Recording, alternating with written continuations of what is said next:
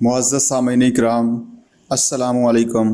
سامعین، آج کا ہمارا موضوع ہے حضرت علی رضی اللہ تعالی عنہ کی سیرت و کردار۔ قرآن و احادیث اور تاریخ کی روشنی میں نام علی، کنیت ابو الحسن اور ابو تراب، لقب حیدر، والد کا نام ابو طالب اور والدہ کا نام فاطمہ تھا۔ حضرت علی رسول اللہ صلی اللہ علیہ وآلہ وسلم کے حقیقی چچا زاد بھائی تھے۔ رسول اللہ صلی اللہ علیہ وآلہ وسلم اپنے والد کی وفات کے بعد پیدا ہوئے۔ آپ کے اولین کفیل آپ کے دادا عبد المطلب تھے۔ جب ان کی وفات ہو گئی تو وہ وصیت کر گئے محمد صلی اللہ علیہ وآلہ وسلم کی کفالت ابو طالب کریں۔ طالب قبیلہ کے سردار تھے مگر وہ صاحب ثروت نہ تھے، تاہم رسول اللہ صلی اللہ علیہ وآلہ وسلم کو اپنے فرزند سے بھی زیادہ عزیز رکھتے تھے۔ اسی طرح کی محبت آپ کی چچی کو بھی آپ کے ساتھ تھی۔ 40 سال کی عمر میں جب رسول اللہ صلی اللہ علیہ وآلہ وسلم کو نبوت سے سرفراز کیا گیا، اس وقت حضرت علی رضی اللہ تعالی عنہ رسول اللہ صلی اللہ علیہ وآلہ وسلم کے گھر کے فرد اور آپ کے زیر کفالت تھے۔ آپ صلی اللہ علیہ وآلہ وسلم نے اپنے گھر میں نبوت کا اظہار کیا تو حضرت علی رضی اللہ تعالی عنہ جو اس وقت صرف 10 سال کے تھے، حلقہ بگوش اسلام ہو گئے۔ اس سے پہلے حضرت خدیجہ الکبریٰ رضی اللہ تعالی عنہ اسلام لا چکی تھی۔ ابتدا میں حضرت علی رضی اللہ تعالی عنہ بھی رسول اللہ صلی اللہ علیہ وآلہ وسلم کے ساتھ چھپ چھپ کر اللہ کی عبادت کرتے تھے۔ جب ابو طالب کو علم ہوا تو انہوں نے رسول اللہ صلی اللہ علیہ وآلہ وسلم سے حقیقت حال دریافت کی۔ آپ صلی اللہ علیہ وآلہ وسلم نے بتایا کہ چچا جان، مجھے اللہ نے رسول بنا کر بھیجا ہے اور میں آپ کو بھی قبول اسلام کی دعوت دیتا ہوں۔ اس پر ابو طالب نے کہا کہ میں اپنے آباء و اجداد کا مذہب نہیں چھوڑ سکتا، لیکن باخدا جب تک میں زندہ رہوں گا تم کو کوئی گزند نہیں پہنچنے دوں گا۔ تاریخ شاہد ہے کہ انہوں نے یہ عہد آخری حد تک پورا کیا۔ جب رسول اللہ صلی اللہ علیہ وآلہ وسلم پر مکہ والوں نے عرصہ حیات تنگ کر دیا اور ان کا معاشرتی بائیکاٹ کر کے انہیں شیب ابی طالب میں محصور کر دیا تو چچا ابو طالب نے بھتیجے کو تنہا نہ چھوڑا بلکہ اپنے قبیلہ والوں کے ساتھ 3 سال تک شیب ابی طالب میں بھوک پیاس برداشت کی۔ رسول اللہ صلی اللہ علیہ وآلہ وسلم قریش اور قبائل عرب کو اسلام کی دعوت دیتے رہے۔ ادھر قریش کی دشمنی اور مخالفت بھی زور پکڑتی گئی۔ جب قریش نے بدسلوکی کی انتہا کر دی اور حق کی مخالفت اور رسول اللہ صلی اللہ علیہ وآلہ وسلم کو ایذائیں پہنچانے میں حد سے گزر گئے تو رسول اللہ صلی اللہ علیہ وآلہ وسلم طائف کی طرف چلے گئے تاکہ اہل طائف کو اسلام کی دعوت دیں، مگر وہاں بھی آپ کی بات نہ سنی گئی بلکہ وہاں سے آپ صلی اللہ علیہ وآلہ وسلم لو لوہان ہو کر مکہ واپس آئے۔ یہاں قریش نے دارالندوہ میں رسول اللہ صلی اللہ علیہ وآلہ وسلم کے قتل کا منصوبہ بنایا۔ اللہ تعالیٰ نے رسول اللہ صلی اللہ علیہ وآلہ وسلم کو خبردار کر دیا اور ہجرت کرنے کا حکم دیا۔ آپ صلی اللہ علیہ وآلہ وسلم نے ہجرت کے لیے رخت سفر باندھا۔ جس بستر پر رات کو قاتلانہ حملہ ہونے والا تھا، اس بستر پر حضرت علی رضی اللہ تعالی عنہ کو لٹایا اور خود حضرت ابو بکر رضی اللہ تعالی عنہ کو ساتھ لے کر مدینہ کی طرف چل پڑے۔ خطرے کی رات رسول اللہ صلی اللہ علیہ وآلہ وسلم کے بستر پر لیٹ کر گہری نیند سونا حضرت علی رضی اللہ تعالی عنہ کا جرأت، شجاعت اور وفاداری کا عظیم المثال واقعہ ہے۔ جب صبح تک رسول اللہ صلی اللہ علیہ وآلہ وسلم گھر سے باہر تشریف نہ لائے تو انہوں نے جھانک کر دیکھا تو بستر پر علی تھے۔ چنانچہ وہ بے نیل و مرام واپس ہو کر رسول اللہ صلی اللہ علیہ وآلہ وسلم کے تعاقب میں نکلے، مگر آپ صلی اللہ علیہ وآلہ وسلم تک نہ پہنچ سکے۔ آپ صلی اللہ علیہ وآلہ وسلم باخیریت مدینہ پہنچ گئے۔ رسول اللہ صلی اللہ علیہ وآلہ وسلم کے پاس کفار کی امانتیں تھیں۔ حضرت علی رضی اللہ تعالیٰ عنہ وہ امانتیں مالکوں کے سپرد کر کے چند دن کے بعد مدینہ کے سفر پر روانہ ہوئے۔ مدینہ پہنچ کر رسول اللہ صلی اللہ علیہ وآلہ وسلم نے بے سر و سامان مہاجرین اور مدینہ کے رہائشیوں کے درمیان رشتہ مواخات قائم فرمایا تو رسول اللہ صلی اللہ علیہ وآلہ وسلم نے حضرت علی رضی اللہ تعالیٰ عنہ کو کسی انصاری کا بھائی بنانے کے بجائے اپنا بھائی قرار دیا۔ ہجرت کے دوسرے سال رسول اللہ صلی اللہ علیہ وآلہ وسلم نے حضرت فاطمہ رضی اللہ تعالیٰ عنہا کا نکاح حضرت علی رضی اللہ تعالیٰ عنہ سے کر دیا، دونوں پر پانی چھڑکا، دعائیں دیں۔ اس عظیم جوڑے کی شادی انتہائی سادگی کے ساتھ انجام پائی۔ رخصتی کے وقت نہ کوئی دھوم دھام تھی، نہ کسی رسم و رواج کی پابندی۔ رسول اللہ صلی اللہ علیہ وآلہ وسلم نے ایک دبریز چادر میں اپنے لخت جگر کو گھر سے رخصت کیا۔ یہ وہ حالات تھے جب خود رسول اللہ صلی اللہ علیہ وآلہ وسلم کے گھر میں فاقہ کشی تھی اور حضرت علی رضی اللہ تعالیٰ عنہ کے پاس بھی غربت اور ناداری کے سوا کچھ نہ تھا۔ گھر کے کام کاج خصوصاً چکی پستے پستے حضرت فاطمہ رضی اللہ تعالیٰ عنہ پریشان ہو گئی تھیں۔ ان کو اطلاع ملی کہ رسول اللہ صلی اللہ علیہ وآلہ وسلم کے پاس کچھ لونڈی و غلام آئے ہیں، تو حضرت فاطمہ رضی اللہ تعالیٰ عنہ نے ایک خادم کا تقاضا کیا۔ اس پر رسول اللہ صلی اللہ علیہ وآلہ وسلم نے فرمایا، کیا میں تم کو تمہارے مانگنے کی چیز سے بڑھ کر نہ دوں؟ اور وہ یہ کہ جب بستر پر جانے لگو تو 33 بار سبحان اللہ، 33 بار الحمدللہ اور 34 بار اللہ اکبر پڑھ لیا کرو۔ ایک دفعہ رسول اللہ صلی اللہ علیہ وآلہ وسلم بیٹی کے گھر آئے، پوچھا علی کہاں ہیں؟ کہنے لگیں مسجد میں گئے ہیں۔ آپ رضی اللہ تعالیٰ عنہ نے باہر نکل کر آپ صلی اللہ علیہ وآلہ وسلم نے باہر نکل کر مسجد میں دیکھا تو وہاں انہیں اس حال میں لیٹے ہوئے پایا کہ پشت پر مٹی لگی ہوئی تھی۔ آپ صلی اللہ علیہ وآلہ وسلم نے اپنے دست مبارک سے مٹی صاف کی اور 2 مرتبہ فرمایا، ابو تراب اٹھو، ابو تراب اٹھو۔ 2 ہجری میں جنگ بدر ہوئی۔ انفرادی مقابلے میں حضرت علی رضی اللہ تعالیٰ عنہ کے سامنے ولید بن عتبہ آیا۔ حضرت علی رضی اللہ تعالیٰ عنہ نے پہلے ہی وار میں اسے جہنم وصل کیا۔ غزوہ بدر کے موقع پر رسول اللہ صلی اللہ علیہ وآلہ وسلم نے اپنی تلوار ذوالفقار حضرت علی رضی اللہ تعالیٰ عنہ کے ہاتھ میں دے دی اور پھر زندگی بھر واپس نہ لی۔ جنگ بدر میں رسول اللہ صلی اللہ علیہ وآلہ وسلم کا علم حضرت علی رضی اللہ تعالیٰ عنہ کے پاس ہی تھا۔ ہجرت کے 3 سال ماہ شوال میں غزوہ احد پیش آیا، جس میں تیر اندازوں کے درہ چھوڑنے کی وجہ سے مسلمانوں کے لشکر میں بھگدڑ مچ گئی۔ رسول اللہ صلی اللہ علیہ وآلہ وسلم کو زخم آیا۔ حضرت علی رضی اللہ تعالیٰ عنہ نے ڈھال میں پانی لے کر آپ کے زخم کو دھویا۔ مصعب بن عمیر رضی اللہ تعالیٰ عنہ کی شہادت کے بعد علم آپ نے اپنے ہاتھ میں لیا۔ آپ رضی اللہ تعالیٰ عنہ نے اس جنگ میں خوب داد شجاعت دی اور کئی مشرکوں کو قتل کیا۔ شوال 5 ہجری میں غزوہ احزاب پیش آیا۔ دشمن نے دور و نزدیک سے 10,000 کے لشکر کے ساتھ مدینہ پر حملہ کیا۔ رسول اللہ صلی اللہ علیہ وآلہ وسلم نے دفاعی حکمت عملی کے طور پر مدینہ میں داخلے کے راستے کو خندق کھود کر محفوظ کر لیا۔ ایک تنگ جگہ سے کچھ دشمن خندق عبور کر کے مدینہ میں داخل ہو گئے، جن میں عمرو بن عبد ود بھی تھا، جو اکیلا 1000 شاہ سواروں کے برابر سمجھا جاتا تھا۔ اس نے مد مقابل کے لیے للکارا تو حضرت علی رضی اللہ تعالیٰ عنہ مقابلہ پر آئے۔ عمرو بن عبد ود اتنا متکبر تھا کہ اپنے گھوڑے سے اتر کر ان کے مقابلہ میں آ گیا۔ دو بدو لڑائی ہوئی۔ دفعتاً حضرت علی رضی اللہ تعالیٰ عنہ کی تلوار کے وار نے اس کا کام تمام کر دیا اور مغرور عمرو بن عبد ود زمین پر ڈھیر ہو گیا۔ 6 ہجری میں بیعت رضوان ہوئی اور صلح نامہ حدیبیہ تحریر ہوا۔ حضور صلی اللہ علیہ وآلہ وسلم لکھوا رہے تھے اور حضرت علی لکھ رہے تھے۔ جب فریق معاہدہ کے طور پر محمد رسول اللہ صلی اللہ علیہ وآلہ وسلم لکھا گیا تو کفار کے نمائندہ سہیل نے کہا کہ محمد بن عبداللہ لکھا جائے۔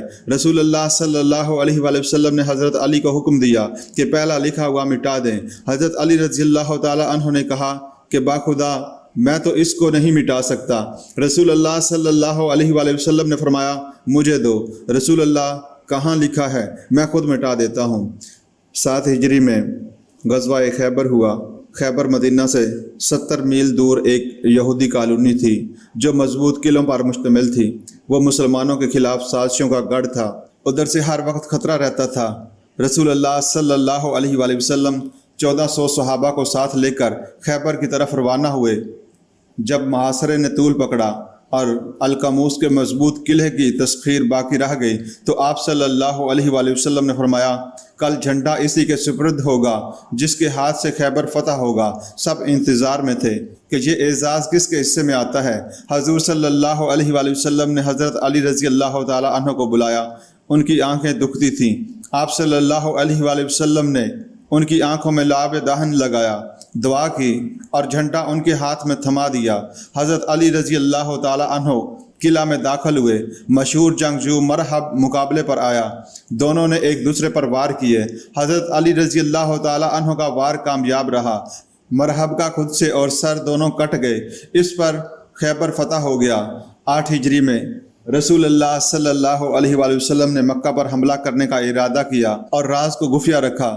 حاتم بن ابی بلتہ رضی اللہ تعالیٰ عنہ مہاجر نے قریش مکہ کو خط کے ذریعے حملے کی اطلاع دینا چاہی، مگر اللہ تعالیٰ نے اپنے رسول صلی اللہ علیہ وآلہ وسلم کو آگاہ کر دیا کہ ایک عورت یہ خط لے کر مکہ جا رہی ہے۔ آپ صلی اللہ علیہ وآلہ وسلم نے حضرت علی اور حضرت زبیر رضی اللہ تعالیٰ عنہ کو گھوڑوں پر دوڑایا کہ اس عورت سے خط برآمد کر کے لے آؤ۔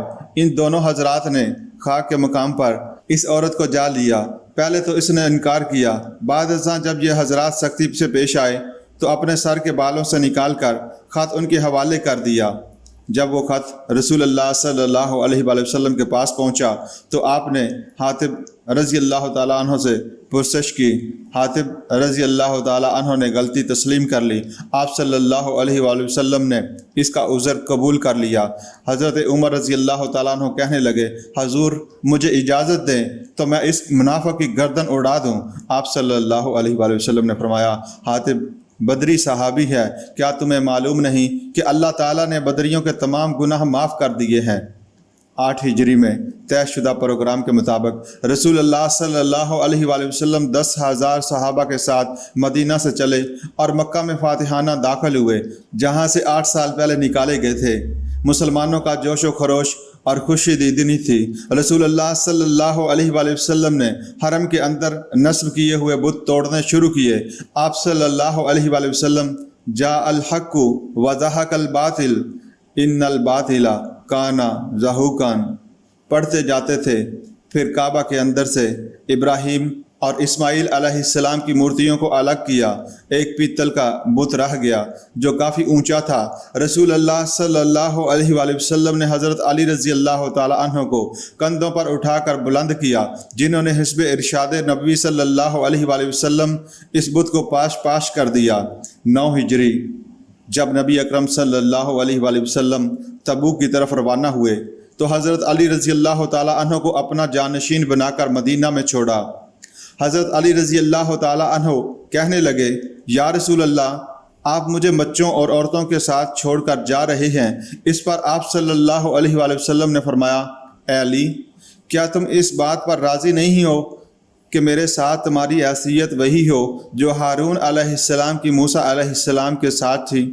ہاں، یہ ضرور ہے کہ میرے بعد کوئی نبی نہ ہوگا۔ 9 ہجری حج میں نبی اکرم صلی اللہ علیہ وآلہ وسلم نے حضرت ابو بکر صدیق رضی اللہ تعالیٰ عنہ کو امیر حج بنا کر مکہ روانہ کیا۔ بعد ازاں سورہ برات کی ابتدائی آیات نازل ہوئیں تو آپ صلی اللہ علیہ وآلہ وسلم نے حضرت علی رضی اللہ تعالیٰ عنہ کو پیچھے بھیجا کہ قربانی کے دن لوگوں کو مینا کے اندر یہ آیات سنا دیں اور انہیں آگاہ کر دیں کہ کوئی کافر جنت میں نہ جا سکے گا۔ اس سال کے بعد کوئی مشرک نہ حج کر سکے گا اور نہ برہنہ طواف کر سکے گا۔ 11 ہجری نبی اکرم صلی اللہ علیہ وآلہ وسلم نے اپنی وفات سے 3 ماہ قبل حجۃ الوداع ادا کیا۔ اس میں آپ صلی اللہ علیہ وآلہ وسلم نے 63 اونٹ اپنے ہاتھ سے ذبح کیے اور 37 اونٹ حضرت علی رضی اللہ تعالیٰ عنہ کو ذبح کرنے کو کہا۔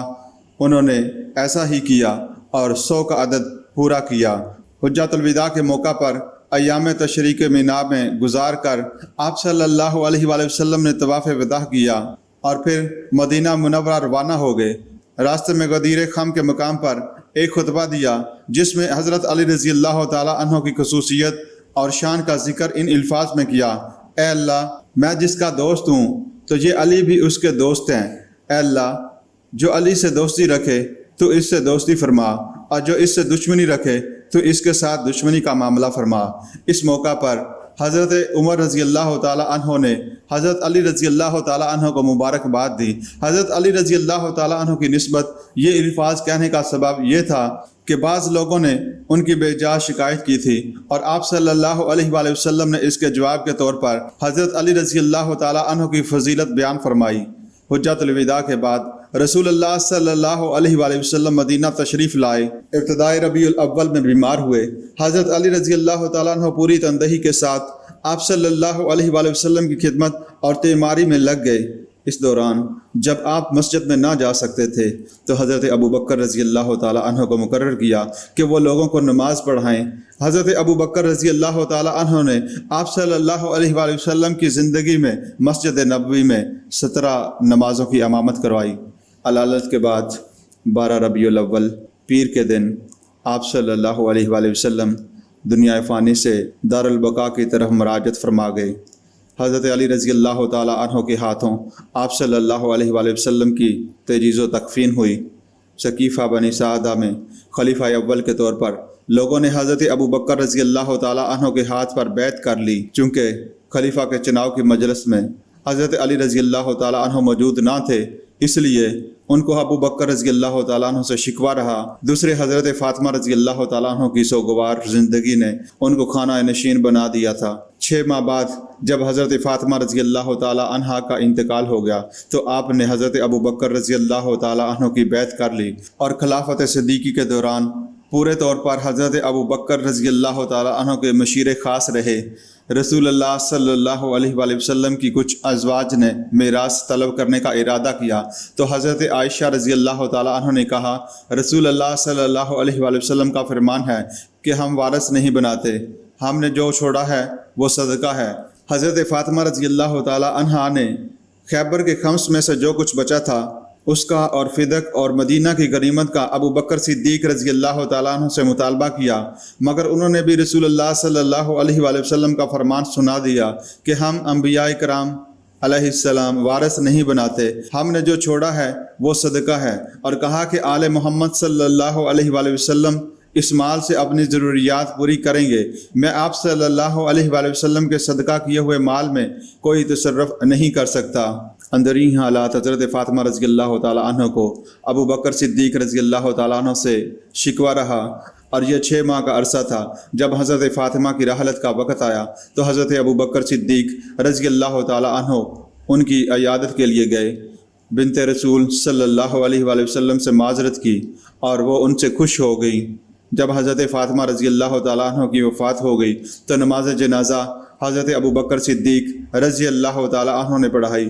جب تک حضرت فاطمہ رضی اللہ تعالیٰ عنہ زندہ رہیں حضرت علی رضی اللہ تعالیٰ عنہ نے کوئی اور نکاح نہیں کیا۔ تاریخ شاہد ہے کہ حضرت علی رضی اللہ تعالیٰ عنہ نے خلافت صدیقی کے دوران حضرت ابو بکر رضی اللہ تعالیٰ عنہ کے ساتھ بھرپور تعاون کیا، اور تو اور حضرت علی رضی اللہ تعالیٰ عنہ نے اپنے ایک بیٹے کا نام ابو بکر رکھا۔ حضرت ابو بکر رضی اللہ تعالیٰ عنہ کے ایک بیٹے محمد رامی کو گود لیا، جو تاریخ میں محمد بن حنفیہ کے نام سے مشہور ہے۔ بعد ازاں اسے ایک علاقے کی گورنری کے اہل بھی سمجھا۔ حضرت ابو بکر صدیق رضی اللہ تعالیٰ عنہ کی وفات کے بعد حضرت عمر رضی اللہ تعالیٰ عنہ خلیفہ ہوئے۔ حضرت علی رضی اللہ تعالیٰ عنہ نے خلافت فاروقی کو دل و جان سے قبول کیا، اور حضرت عمر رضی اللہ تعالیٰ عنہ کے مشیر خاص اور معاون رہے۔ دونوں اس قدر شیر و شکر تھے کہ حضرت علی رضی اللہ تعالیٰ عنہ نے اپنی بیٹی ام کلثوم حضرت عمر رضی اللہ تعالیٰ عنہ کی زوجیت میں دے دی۔ جب حضرت عمر رضی اللہ تعالیٰ عنہ بیت المقدس کے سفر پر گئے تو اپنی جگہ حضرت علی رضی اللہ تعالیٰ عنہ کو قائم مقام خلیفہ بنا کر گئے۔ نہاوند کا معرکہ پیش آیا تو حضرت عمر رضی اللہ تعالیٰ عنہ نے حضرت علی رضی اللہ تعالیٰ عنہ کی رائے کو دوسروں کی رائے پر ترجیح دی اور ان کی تجویز پر عمل کیا۔ حضرت علی حضرت عمر فاروق کے بارے میں انتہائی اچھی رائے رکھتے تھے، جہاں تک کہ انہوں نے اپنے ایک بیٹے کا نام عمر رکھا۔ یہ عام سی بات ہے کہ لوگ اپنے بچوں کے نام اچھے آدمیوں کے ناموں پر ہی رکھتے ہیں۔ جس شخص سے نفرت ہو اس کے نام پر تو کوئی بھی اپنے بیٹے کا نام نہیں رکھتا۔ حضرت عمر رضی اللہ تعالیٰ عنہ کی وفات ہوئی۔ جسد مبارک چادر سے ڈھکا ہوا تھا۔ حضرت علی رضی اللہ تعالیٰ عنہ آئے، چہرے سے کپڑا ہٹایا اور کہا، اے ابو حفص، اللہ کی رحمتیں ہوں آپ پر، واللہ رسول اللہ صلی اللہ علیہ وآلہ وسلم کے بعد کوئی ایسا نہیں ہے جس کے نامہ اعمال کے ساتھ میں اللہ کے سامنے جانا پسند کروں۔ حضرت عمر رضی اللہ تعالیٰ عنہ کے بعد حضرت عثمان خلیفہ بنے۔ حضرت علی ان کے بھی مشیر و معاون رہے۔ جب حضرت عثمان کے خلاف بلوا ہوا تو حضرت علی رضی اللہ تعالیٰ عنہ نے حضرت عثمان کی بھرپور حمایت کی۔ باغیوں نے امیر المومنین حضرت عثمان غنی کے گھر کی ناکہ بندی کر لی۔ تو حضرت حسن اور حسین رضی اللہ تعالیٰ عنہ باغیوں کو روک رہے تھے، مگر حضرت عثمان غنی رضی اللہ تعالیٰ عنہ ان کو قسم دے کر کہہ رہے تھے کہ کوئی کارروائی نہ کریں اور اپنے گھر چلے جائیں۔ حضرت علی رضی اللہ تعالیٰ عنہ نے بھی مدافعت اور مقابلے کی اجازت طلب کی، مگر حضرت عثمان رضی اللہ تعالیٰ عنہ نے اجازت نہ دی۔ باغی مکان کے پیچھے سے دیوار باندھ کر اندر داخل ہوئے اور حضرت عثمان رضی اللہ تعالیٰ عنہ کو شہید کر دیا۔ حضرت عثمان رضی اللہ تعالیٰ عنہ کے بعد لوگوں کے شدید اصرار پر حضرت علی رضی اللہ تعالیٰ عنہ نے خلافت کی ذمہ داری قبول کی۔ عثمانی خلافت کا نصف آخر شورش اور بغاوت میں گزرا، اور حضرت علی رضی اللہ تعالیٰ عنہ کو خلافت ملی ہی اس وقت جب حالات اچھے نہیں تھے، اس لیے خلافت کا بار سنبھالتے ہی آپ کو شدید مشکلات کا سامنا کرنا پڑا، حتیٰ کہ اسلامی سلطنت کی توسیع کا کام تو بالکل رک گیا۔ مسلمان آپس میں دست و گریبان ہو گئے، خون ریز لڑائیوں میں ہزاروں اہل اسلام جان بحق ہوئے۔ حضرت علی رضی اللہ تعالیٰ عنہ کے سامنے سب سے پہلا مطالبہ یہ رکھا گیا کہ وہ قاتلین عثمان سے بدلہ لیں، مگر حضرت علی کا موقف تھا کہ قصاص کا اجرا بغیر کسی دعویٰ اور بغیر کسی دلیل اور حجت کے صحیح نہیں۔ حضرت طلحہ اور زبیر رضی اللہ تعالیٰ عنہ قصاص عثمان غنی رضی اللہ تعالیٰ عنہ کے مطالبہ کرنے والوں میں پیش تھے۔ وہ دونوں مکہ گئے اور ام المومنین حضرت عائشہ صدیقہ رضی اللہ تعالیٰ عنہا جو حج کے لیے آئی ہوئی تھیں ان سے ملے اور ان کو ساتھ لے کر بصرہ آئے اور حضرت عثمان رضی اللہ تعالیٰ عنہ کے قصاص کا مطالبہ کرنے لگے۔ حضرت علی، عائشہ، طلحہ اور زبیر رضی اللہ تعالیٰ عنہم کے درمیان مذاکرات ہوئے۔ حضرت علی رضی اللہ تعالیٰ عنہ نے ان کو مطمئن کر دیا، لیکن یہ بات تخریب کار سوائیوں کو پسند نہ آئی۔ مفسدین نے رات کے وقت موقع پا کر حضرت عائشہ رضی اللہ تعالیٰ عنہا کے لشکر پر یکا یک حملہ کر دیا۔ ہنگامہ کارزار اس قدر گرم ہوا کہ طرفین کے ہزاروں آدمی مارے گئے۔ نتیجہ حضرت علی کے حق میں نکلا۔ جب حضرت علی رضی اللہ تعالیٰ عنہ کو اور ادھر حضرت عائشہ رضی اللہ تعالیٰ عنہ کو اصل حقیقت کا علم ہوا تو زار و قطار روئے، مگر اب تیر کمان سے نکل چکا تھا۔ اس جنگ کو جنگ جمل کہتے ہیں، کیونکہ حضرت عائشہ رضی اللہ تعالیٰ عنہ اونٹ پر سوار ہو کر میدان میں آئی تھیں۔ یہ جنگ بصرہ کے مقام پر 36 ہجری میں ہوئی۔ طلحہ اور زبیر رضی اللہ تعالیٰ عنہ بھی مقتول ہوئے۔ حضرت عائشہ رضی اللہ تعالیٰ عنہ زندگی بھر اس واقعہ کو یاد کر کے روتی اور پچھتاتی تھیں اور کہتی تھیں کہ کاش میں یوم الجمل سے پہلے مر گئی ہوتی۔ حضرت معاویہ رضی اللہ تعالیٰ عنہ شام کے حاکم تھے۔ انہوں نے حضرت علی رضی اللہ تعالیٰ عنہ سے حضرت عثمان کے قصاص کا مطالبہ کر دیا اور حضرت علی کی طرف سے اپنی معزولی کے حکم کو تسلیم نہ کیا، بلکہ اپنے بہت سے حامی پیدا کر لیے۔ اس پر حضرت علی نے اہل شام سے جنگ کا ارادہ کر لیا اور کوفہ سے شام کی طرف چل پڑے۔ حضرت معاویہ رضی اللہ تعالیٰ عنہ بھی اپنے حامیوں کو لے کر فرات کی طرف روانہ ہوئے۔ صفین کے مقام پر دونوں لشکر آمنے سامنے آ گئے، مصالحت نہ ہو سکی اور بڑی جنگ چھڑ گئی۔ جنگ کئی دن تک جاری رہی۔ شامی شکست کھا رہے تھے کہ انہوں نے نیزوں پر قرآن اٹھایا اور جنگ بندی ہو گئی اور مذاکرات شروع ہو گئے۔ حضرت علی رضی اللہ تعالیٰ عنہ نے تحکیم منظور کر لی، مگر ان کے اکثر ساتھیوں نے معاملے کو دوسرا رنگ دے کر لا حکم اللہ کی صدا بلند کی۔ یہ لوگ ایک بڑی جماعت تھے، بعد میں یہ خوارج مشہور ہوئے۔ ان لوگوں نے حضرت علی رضی اللہ تعالیٰ عنہ کی بیعت توڑ دی۔ حضرت علی نے ان خارجیوں کی تنبیہ کی خاطر نہروان کا قصد کیا۔ نہروان کے مقام پر خارجیوں سے جنگ ہوئی، سب خارجی ہلاک ہو گئے، صرف 10 لوگ بچے۔ یہ لوگ روپوش ہو گئے اور سازشیں کرتے رہے۔ انہی کے ایک آدمی عبد الرحمن بن ملجم نے بعد ازاں حضرت علی رضی اللہ تعالیٰ عنہ کو شہید کیا۔ حضرت علی رضی اللہ تعالیٰ عنہ نے 4 سال 9 ماہ خلافت کی۔ آپ رضی اللہ تعالیٰ عنہ کی نماز جنازہ آپ کے بیٹے حضرت حسن رضی اللہ تعالیٰ عنہ نے پڑھائی۔ حضرت علی رضی اللہ تعالیٰ عنہ کو بچپن ہی سے رسول اللہ صلی اللہ علیہ وآلہ وسلم کی صحبت نصیب ہوئی اور آپ رضی اللہ تعالیٰ عنہ شروع ہی سے نبوی تربیت میں رہے۔ رسول اللہ صلی اللہ علیہ وآلہ وسلم نے اپنی بیٹی حضرت فاطمہ رضی اللہ تعالیٰ عنہا کا نکاح آپ کے ساتھ کر دیا۔ آپ ان چند صحابہ میں سے تھے جنہیں پڑھنا لکھنا آتا تھا۔ رسول اللہ صلی اللہ علیہ وآلہ وسلم نے مختلف موقعوں پر آپ کی فضیلت بیان کی۔ ایک دفعہ آپ صلی اللہ علیہ وآلہ وسلم نے حضرت علی کو ایک لشکر کا امیر بنا کر بھیجا۔ جب فتح یاب ہو کر واپس آئے تو لوگوں نے حضرت علی رضی اللہ تعالیٰ عنہ کی آپ صلی اللہ علیہ وآلہ وسلم سے شکایت کی جو کہ غلط فہمی کی بنا پر تھی۔ رسول اللہ صلی اللہ علیہ وآلہ وسلم نے شکایت کرنے والوں پر ناگواری ظاہر فرمائی اور حضرت علی رضی اللہ تعالیٰ عنہ کے بارے میں فرمایا، علی مجھ سے ہے اور میں علی سے ہوں اور وہ ہر ایمان والے کا ولی ہے۔ رسول اللہ صلی اللہ علیہ وآلہ وسلم ہجرت کے بعد جب مدینہ پہنچے تو مہاجرین اور انصار کے درمیان اخوت کا رشتہ قائم فرمایا۔ ایک مہاجر کو ایک انصاری کا بھائی قرار دیا۔ اس وقت حضرت علی رسول اللہ صلی اللہ علیہ وآلہ وسلم کے پاس آئے اور ان کی آنکھوں سے آنسو رواں تھے۔ عرض کیا، آپ نے تمام اصحاب کے درمیان رشتہ مواخات قائم فرما دیا ہے، مگر میرے اور کسی دوسرے کے درمیان آپ نے مواخات قائم نہیں فرمائی۔ اس پر آپ صلی اللہ علیہ وآلہ وسلم نے ارشاد فرمایا، تم میرے بھائی ہو دنیا میں بھی اور آخرت میں بھی۔ حضرت علی رضی اللہ تعالیٰ عنہ کہتے ہیں، قسم ہے اس ذات کی جو دانے کو پھاڑ کر پودا نکالتی ہے اور جس نے جانداروں کو پیدا کیا۔ نبی امی صلی اللہ علیہ وآلہ وسلم نے خصوصی طور پر مجھ سے فرمایا تھا کہ مجھ سے وہی محبت کرے گا جو مومن صادق ہوگا اور وہی شخص مجھ سے بغض رکھے گا جو منافق ہوگا۔ حضرت علی رضی اللہ تعالیٰ عنہ روایت کرتے ہیں کہ مجھ سے رسول اللہ صلی اللہ علیہ وآلہ وسلم نے فرمایا، اے علی، تمہیں عیسیٰ ابن مریم سے خاص مشابہت ہے۔ یہودیوں نے ان کے ساتھ بغض و عداوت کا رویہ اختیار کیا، یہاں تک کہ ان کی ماں مریم صدیقہ پر بہتان لگایا، اور نصارہ نے ان کے ساتھ ایسی محبت کی کہ ان کو اس مرتبہ پر پہنچایا جو مرتبہ ان کا نہیں تھا۔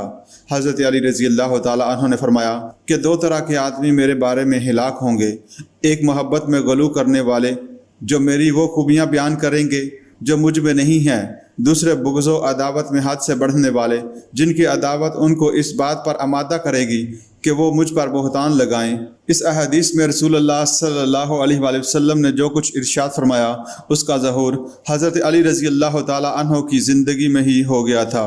خوارج کا فرقہ پیدا ہوا جو عداوت اور مخالفت میں اس حد تک چلا گیا کہ آپ کو بے دین اور واجب القتل قرار دیا، اور انہی کے ایک شخص ابن ملجم نے آپ رضی اللہ تعالیٰ عنہ کو شہید کر دیا اور اپنے اس عمل کو اعلیٰ درجہ کا جہاد فی سبیل اللہ سمجھا۔ اس کے برعکس آپ کی محبت میں اس حد تک غلو پیدا کرنے والے بھی پیدا ہو گئے جنہوں نے آپ کو مقام الوحیت تک پہنچا دیا، اور ایسے بھی جنہوں نے آپ کو نبوت اور رسالت کے لائق سمجھا، بلکہ یہ بھی کہا کہ جبرائیل وہی نبوت لے کر غلطی سے محمد صلی اللہ علیہ وآلہ وسلم کے پاس چلے گئے، اللہ نے تو علی رضی اللہ تعالیٰ عنہ کے پاس بھیجا تھا۔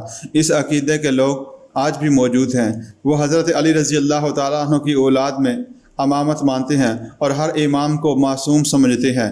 رسول اللہ صلی اللہ علیہ وآلہ وسلم کو حضرت علی رضی اللہ تعالیٰ عنہ اپنی بیٹی فاطمہ رضی اللہ تعالیٰ عنہا اور ان کی اولاد سے بہت محبت تھی۔ ایک دفعہ رسول اللہ صلی اللہ علیہ وآلہ وسلم نے حضرت حسن اور حسین رضی اللہ تعالیٰ عنہ کا ہاتھ پکڑا اور فرمایا، جس نے مجھ سے محبت کی اور ان دونوں اور ان کے والد والدہ سے محبت کی تو وہ قیامت کے دن جنت میں میرے درجہ میں میرے ساتھ ہوگا۔ رسول اللہ صلی اللہ علیہ وآلہ وسلم کی زبان سے نکلے ہوئے ان الفاظ سے یقیناً حضرت علی رضی اللہ تعالیٰ عنہ کی بڑی فضیلت کا اظہار ہوتا ہے، مگر اس سے دوسرے صحابہ رضی اللہ تعالیٰ عنہ کے فضائل سے چشم پوشی کرنا کری انصاف نہیں۔ امت کا متفقہ عقیدہ ہے کہ رسول اللہ صلی اللہ علیہ وآلہ وسلم کے بعد ابو بکر صدیق رضی اللہ تعالیٰ عنہ کا مقام سب سے بلند ہے، ان کے بعد حضرت عمر رضی اللہ تعالیٰ عنہ اور عثمان رضی اللہ تعالیٰ عنہ ہیں، اور پھر حضرت علی اور حضرت ابو بکر رضی اللہ تعالیٰ عنہ جب رسول اللہ صلی اللہ علیہ وآلہ وسلم کے بعد امیر المومنین بنے تو حضرت علی رضی اللہ تعالیٰ عنہ نے ان کی مخالفت نہیں کی بلکہ ان کے ساتھ تعاون کرتے رہے۔ اگر ان کی خلافت جائز نہ ہوتی تو حضرت علی رضی اللہ تعالیٰ عنہ اسے کبھی تسلیم نہ کرتے، جیسا کہ ان کے فرزند حضرت حسین رضی اللہ تعالیٰ عنہ نے یزید کی خلافت کو ناجائز سمجھا تو تسلیم نہ کیا۔ ابو بکر رضی اللہ تعالیٰ عنہ کے بعد عمر رضی اللہ تعالیٰ عنہ اور عثمان رضی اللہ تعالیٰ عنہ خلیفہ ہوئے تو حضرت علی رضی اللہ تعالیٰ عنہ نے ان کے ساتھ بھی بھرپور تعاون کیا اور ان کی خلافت کو حق سمجھا۔ محمد بن حنفیہ حضرت علی رضی اللہ تعالیٰ عنہ کے بیٹے ہیں، جن کی والدہ کا نام خولہ تھا جو حنفیہ قبیلے سے تعلق رکھتی تھی۔ وہ کہتے ہیں کہ میں نے اپنے والد ماجد حضرت علی رضی اللہ تعالیٰ عنہ سے دریافت کیا کہ امت میں رسول اللہ صلی اللہ علیہ وآلہ وسلم کے بعد سب سے بہتر و افضل کون ہے؟ تو انہوں نے فرمایا ابو بکر، میں نے کہا ان کے بعد کون؟ تو انہوں نے فرمایا عمر۔ محمد بن حنفیہ کہتے ہیں کہ پھر مجھے خطرہ ہوا کہ اگر میں اسی طرح دریافت کروں کہ عمر کے بعد کون تو یہ نہ کہہ دیں کہ عمر کے بعد عثمان، اس لیے میں نے سوال اس طرح کیا کہ پھر عمر کے بعد آپ رضی اللہ تعالی عنہ؟ تو انہوں نے فرمایا کہ مسلمانوں میں ایک آدمی ہوں۔ اسی طرح حضرت عبداللہ بن عمر رضی اللہ تعالیٰ عنہ کہتے ہیں کہ ہم رسول اللہ صلی اللہ علیہ وآلہ وسلم کے زمانہ میں ابو بکر کے برابر کسی کو نہیں سمجھتے تھے، ان کے بعد عمر، ان کے بعد عثمان، پھر ہم رسول اللہ صلی اللہ علیہ وآلہ وسلم کے تمام اصحاب کو چھوڑ دیتے تھے، ان کے درمیان ایک کو دوسرے پر فضیلت نہیں دیتے تھے۔ آج تک یہی فیصلہ صائب اور قرین انصاف ہے۔